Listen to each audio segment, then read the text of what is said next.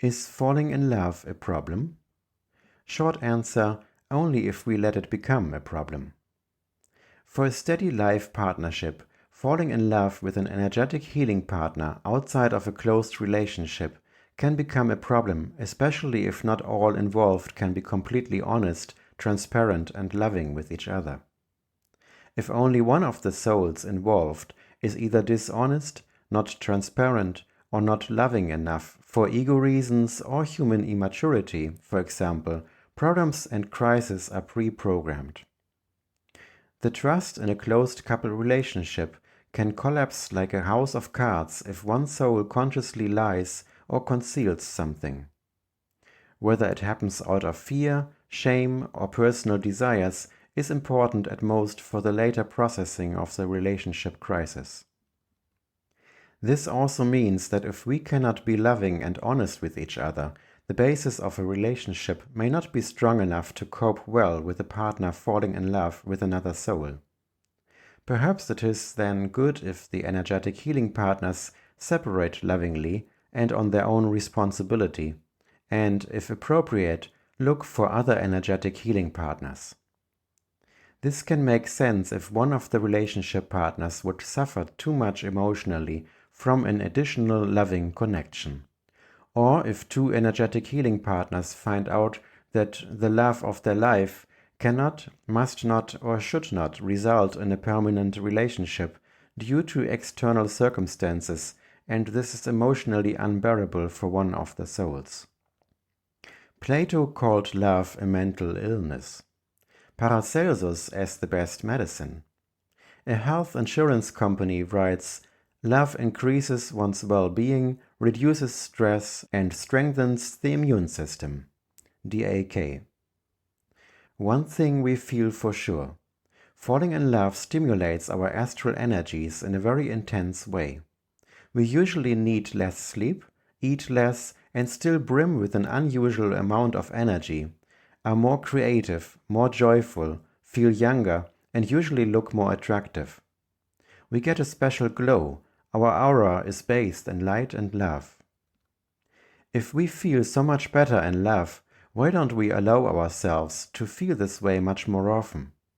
Falling in love outside the closed couple relationship is considered forbidden by us due to our ideas of how a perfect relationship or marriage should work. Some conscious light beings may decide, after in-depth, honest conversations with each other, to expand the old boundaries on a trial basis to see if the positive effects outweigh the fears and problems. A relationship that was previously strictly monogamous becomes partly an open relationship through the allowed falling in love with other people. How far the experimentation may go, that is better always decided by all parties together. If we can use the positive effects of being in love without stress, we feel more energetic, more alert and aware, more loving and caring, more balanced, more self-confident, and more satisfied in everyday life. This can also have a miraculously healing effect on long-term life partnerships, if all involved can welcome and enjoy the experience. Consistently thought out further, the partners of an existing relationship can lovingly and honestly discuss whether they would like to permanently stick to the strict system of the closed couple relationship, or whether other combinations, such as triads or quadruple relationships, would also be conceivable with each other. Triads can be lived and experienced as a triangle or V combination with separate single relationships. If all partners are in a triad relationship with two individual partners, a complex network of relationships results. Experiencing relationships with so many connections is certainly not simpler. Life in open relationships is complex and multi-layered. For some it is a challenge with important learning areas. For others it appears as a bottomless abyss with supposedly less security. Some experience for themselves that a multidimensional form of relationship can even be more stable in the end than strictly separated close couple relationships. In the end, it is best for everyone to decide in the way that best suits their particular stage of life and learning. A short-lived falling in love can fade away just as quickly as it began, especially if we don't mentally feed it further after being together and encourage it to grow. When there is no relationship opportunity, or there is not supposed to be one, we often automatically turn our feelings and thoughts to other souls or pursuits. Then the inner tingling will only return when we spend time together again. Good feeling jugglers can use short-term falling in love to increase the intensity of the felt astral tingling and know very well how to distinguish it from relationship love. The closeness experienced between energetic healing partners can still be experienced with similar intensity if both can fully engage in the shared experience. Every love is different. We love one soul as it shines in its own personal colors, and we love another soul completely differently. To which human do we give our love? Who does us good?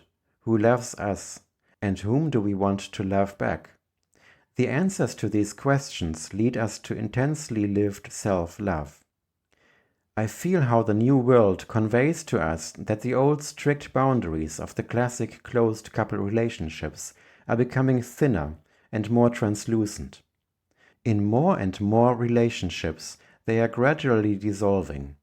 A new form of sincere and honest fidelity is emerging.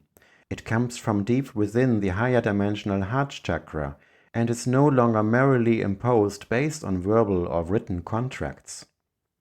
It is a loyalty that is not restrictive, yang, but inclusive, yin. With one love we experience SEH, with another SEH and conscious sensuality, with yet another soul we have great classic yang sex, and with others we just have a loving friendship.